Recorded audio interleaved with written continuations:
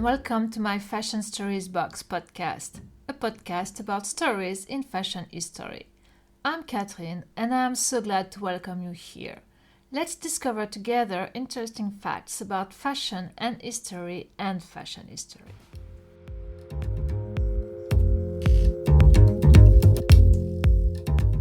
February, the month of love.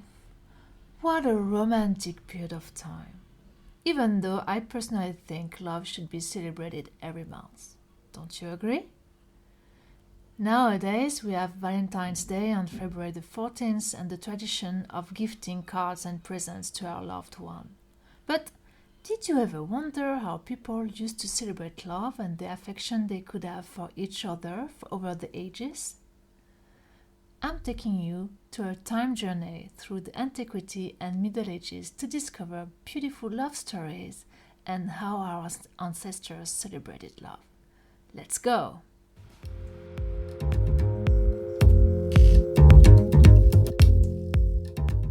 We'll start our journey with ancient Egypt, and as an introduction, I'd like to tell you some beautiful love story I found. The first love story in ancient Egypt was the one between the gods Osiris and Isis. Isis was the most powerful goddess of the ancient Egyptian mythology. She was the daughter of Geb, god of earth, and Nut, goddess of the sky. She was the sister of Thet, Nephthys, and Osiris, with whom she would eventually marry. Isis was the goddess of healing and magic. Her cult even went beyond Egypt up to Italy and England. According to the legend, Isis and Osiris fall in love already in the womb of their mother. But then Seth got jealous of Osiris' power and killed him in order to become king. He dismembered his brother's body and spread the parts in all directions. Isis went looking for the parts of her husband's body and, once she found them, put them back together with bombs and tissues. This is how, again according to the legend, was born the mummification process widely used by the ancient Egyptians. After that, Osiris became the king of the underworld, and even dead, he managed to give a child to Isis, the god Horus. This dedication of Isis to go finding her husband's body was a big proof of love, even the biggest for ancient Egyptians.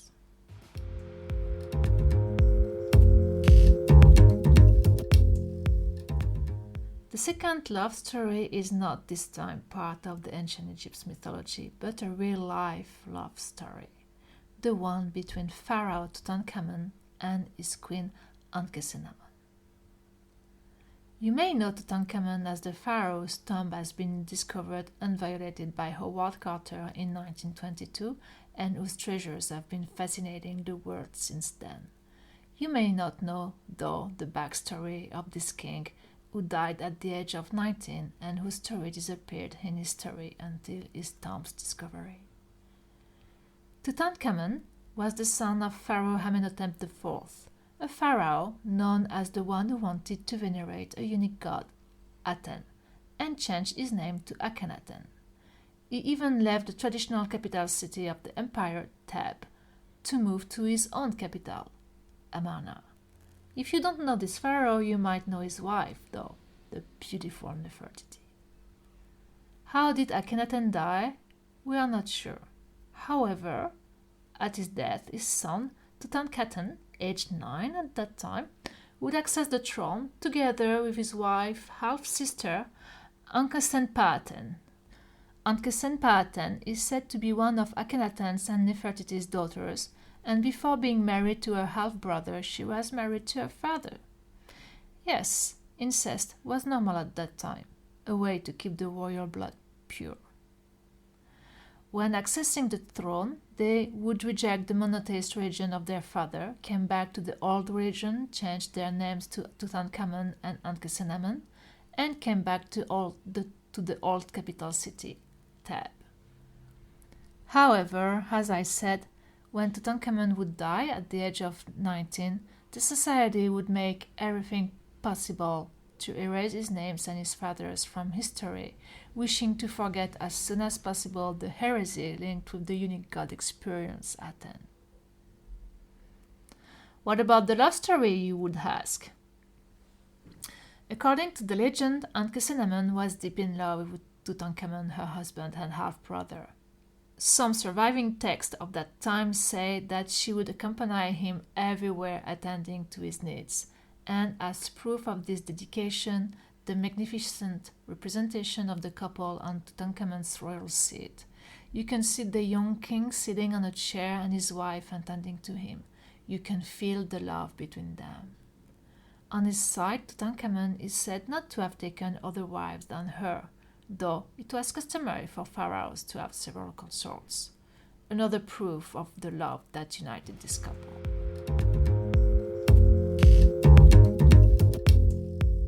Ready for our last beautiful love story? Another love story taking place in ancient Egypt is the one between the great pharaoh Ramses II and his queen Nefertari. It is said that Ramses the Great had around 200 wives, but the one he truly loved was Nefertari, his first love. He wrote poems for her, built statues for her, and with her temples, and her tomb is even surnamed the Sistine Chapel of ancient Egypt. Here is an extract from a poem Ramses II wrote to Nefertari. My love is unique. No one can rival her, for she is the most beautiful woman alive. Just by passing, she has stolen away my heart.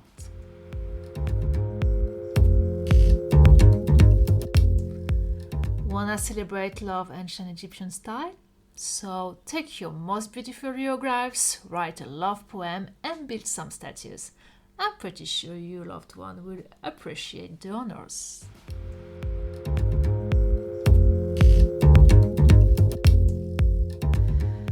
Next in line in our time journey is ancient Greece.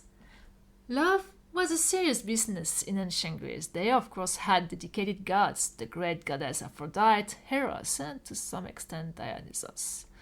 And as the civilization of philosophy, they had different words to describe different types of loves. Eros, a romantic and passionate love inspired by the god himself. Philia, an affectionate love, friendship, a kind of love without physical attraction. Agape, a selfless, universal love, a kind of unconditional love bigger than yourself. Storge, the familiar love, the type of love you feel for your family members. Mania, an obsessive love, and kind of unhealthy love involving stalking, dependency, jealousy, violence. Ludus, a playful love, the type of love you feel when you have a crush on someone, or the type of love you feel at the beginning of a love story. Pragma, the enduring love, the kind of affection that matured over time, built on respect and compromise, and implying patience and tolerance. And Philautia, the self-love, the love that we need to feel for ourselves, taking care of ourselves to be able to love the others. Indeed, for ancient Greeks, love was the fundamental aspect of the human experience, thus the variety of terms they had to define this concept. To show their love or affection, ancient Greeks would order custom-made pottery with dedicated drawings and text for their loved one, a bit like a card, in a sense.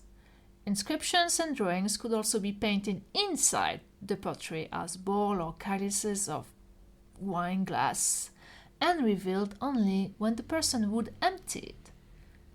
As you may have guessed, you could have very erotic paintings or messages like Leonidas is handsome or Agape is beautiful, depending on the recipient of the gift. Most of the times, men were the ones gifting this type of gift to show their affection. But this pottery gifting as love token was more a privilege of the higher society, as it was considered as a luxury product. It doesn't mean though that the poorer people didn't offer anything.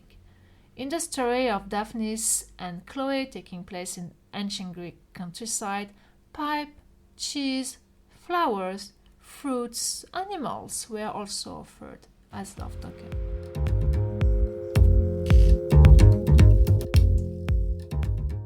Looking to spice up a bit your next Valentine's Day present?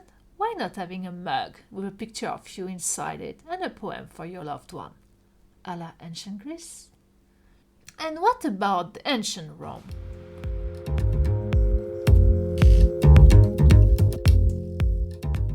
Well, love for them was more an unhappy affair. They would, of course, write poems to their loved one and venerate Venus, the Roman goddess of love, and Cupid, the Roman equivalent of Eros. But love was something they would feel for inaccessible people. Understand the already unhappily married woman. Love was all about torments and not truly arts and happy endings, if you see what I mean. They would write poems like, "You're like a plague, you set my bone marrow on fire." Yeah, not the most romantic line I've read, especially if we compare with the declaration of love from Ramses II. According to Barbara Gold, a professor of classics at Hamilton College in Clinton, New York, USA, this vision of love is linked first with the vision of women in the ancient Roman society. Women were seen as a torment, as a plague, so the love ancient Roman men could feel for them was also seen as a plague. Indeed, our ancient Roman men were afraid of the power of love because it made them weaker and it gave more power to women who would be able to manipulate them through their feelings. Very complicated. Here is a poem a certain Catullus wrote for his lover Lesbia, the pseudonym of a married woman. Lesbia, come, let us live and love and be deaf of the wild jabber of the ugly old fools. The sun may come up each day, but when our star is out, our night, it shall last forever. Give me 1,000 kisses, and another 100, another 1,000, and again 100 more. As we kiss this passionate 1,000, let us lose track. In our oblivion we will avoid the watchful eyes of stupid, evil peasants hungry to figure out how many kisses we have kissed.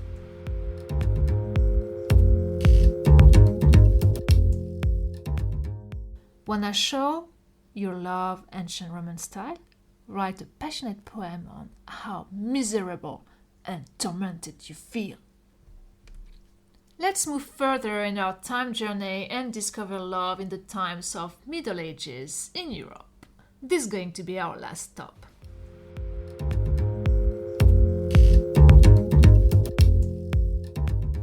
During the medieval times, love reached a new level, and honestly, even though this is not my favorite period in all human history, I wish we could bring back some aspect of courtship as practiced at that time.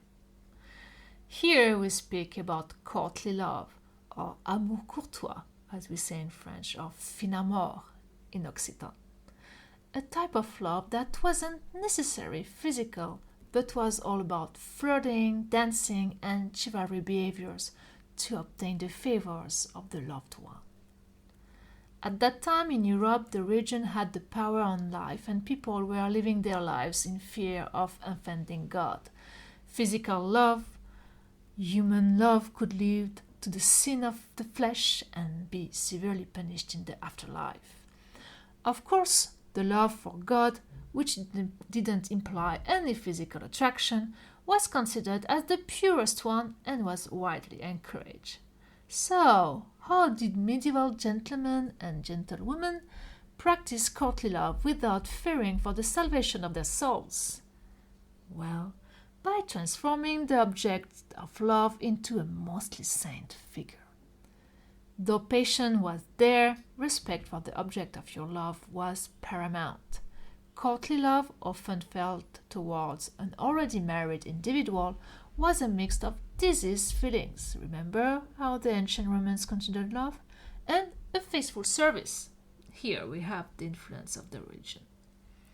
The person at the origin of spreading this amour courtois was Eleanor of Aquitaine, whose life inspired poems. She was Queen of France and then after became Queen of England.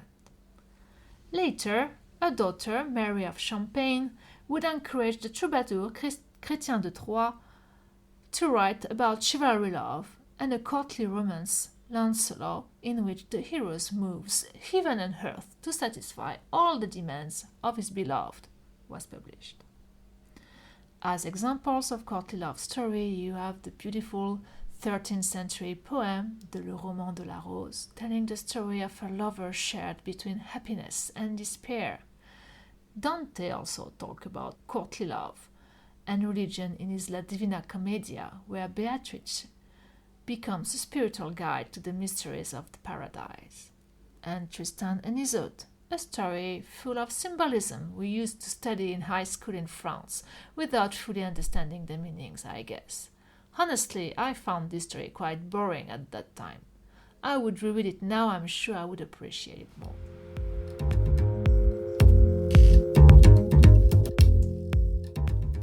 The perfect lover of that time was a nobleman, not only a good warrior, but also kind, courteous, generous, and devoted. Think about Lancelot in the King Arthur and the Knights of the Round Table and his love for Guenièvre, the wives of King Arthur. A Frenchman, André Le Chapelain, also known under his Latin name Andreas Capellanus, published a book establishing the rules of courtly love. Here are some of the rules I chose. You can read all of the rules on my blog post dedicated to this podcast. First rule: marriage is no real excuse for not loving. Then, he who is not jealous cannot love. No one can be bound by a double love.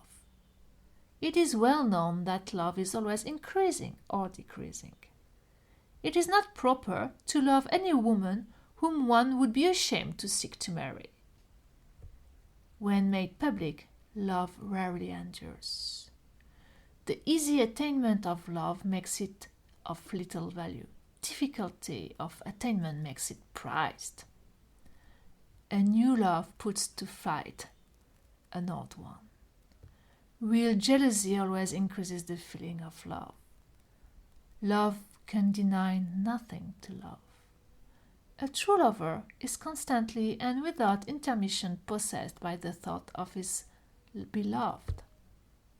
Nothing forbids one woman being loved by two men or one man by two women.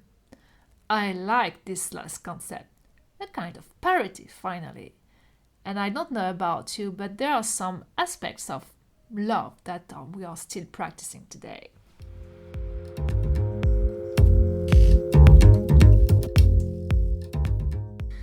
So, apart from a courtly behavior and a kind of open-mindedness when it came to love relationships, what would a noble gentleman offer to his lady?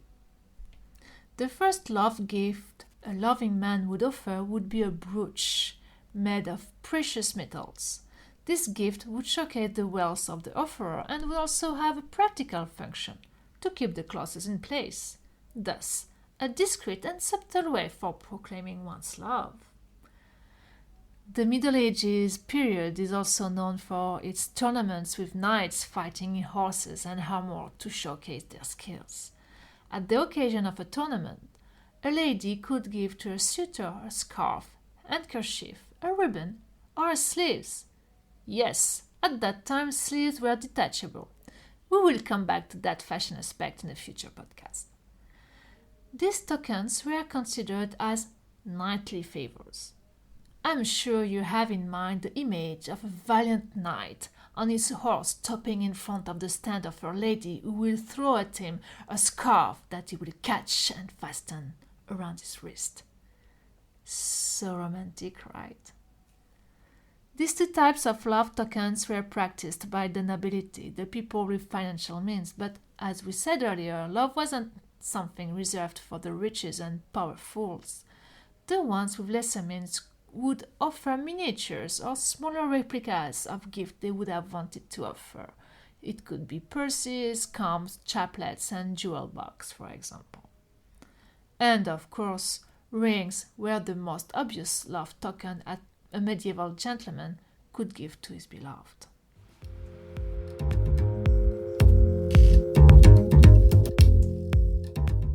So, what kind of lover are you, and what kind of love token are you going to offer to your Valentine this year? Are you a Ramses II with poems and statues, or an ancient Greek man with pottery and drawing inside it, or are you a valiant knight practicing courtly love? Head up to my blog, my blog box, and to my Instagram, @mymarketingtoolbox, for visuals related to love tokens from the antiquity to the medieval times. And feel free to share with me your discoveries.